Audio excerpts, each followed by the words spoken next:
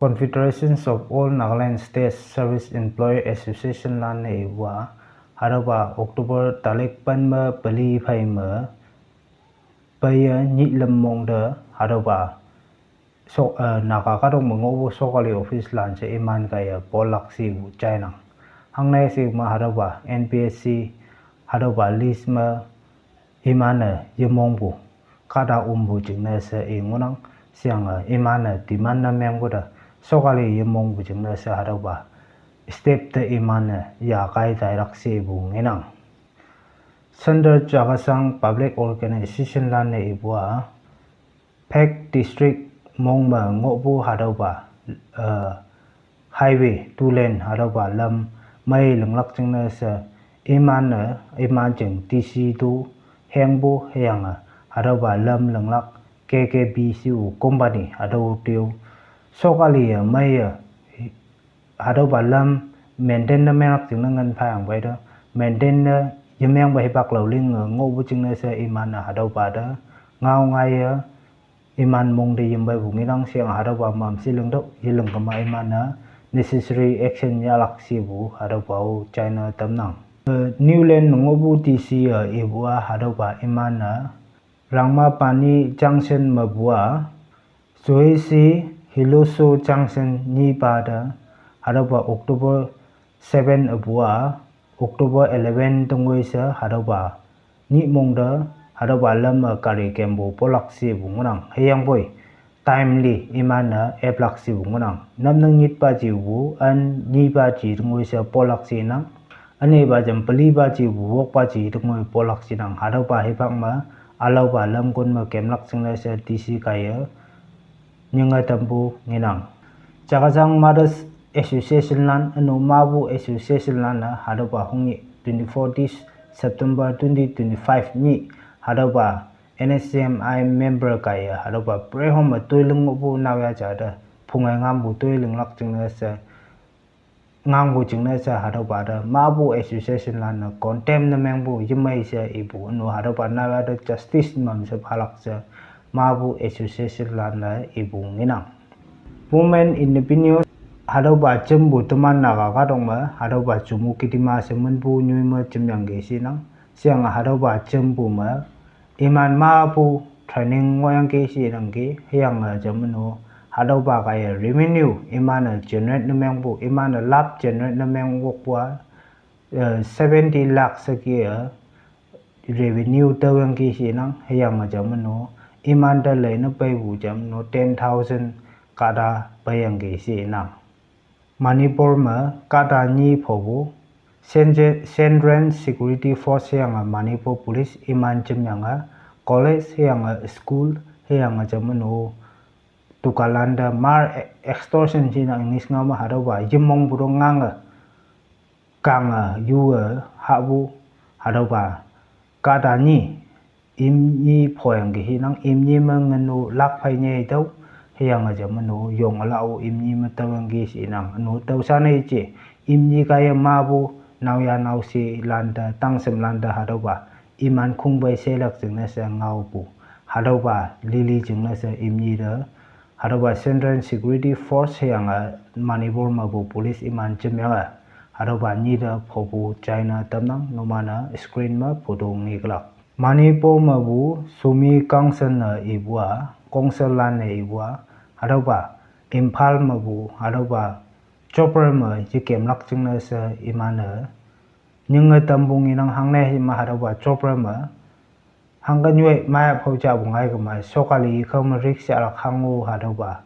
clearance manang buda hadawa chopper ma jikem lakching na sa ibu nginang we chopper su inang we anu hado helicopter sinang wang ma pu teman mon hai nu hado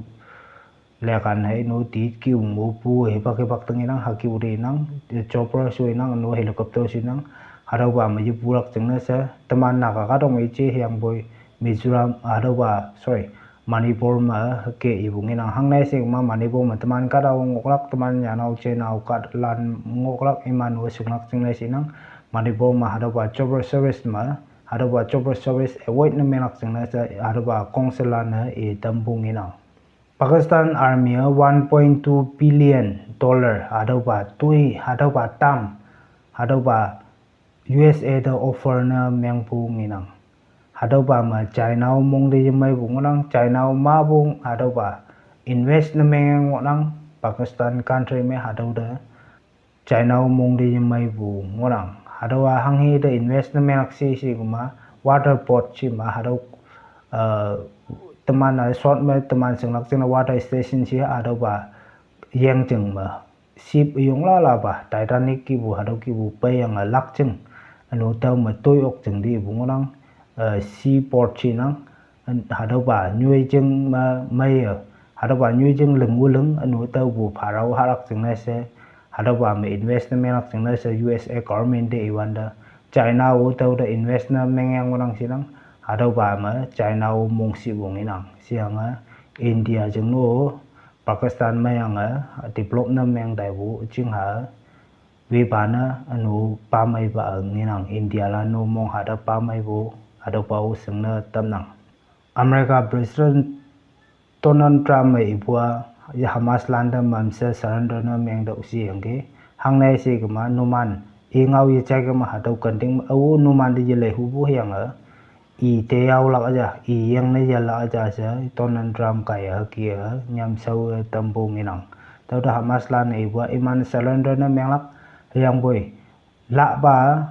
Israel lan yang USA lan si sau ma menang yang boy haroba Gaza haroba Palestine lan state da ambai sokali boy la kai haroba sokali da iman surrender na meng pu la phalak sa ibu nginang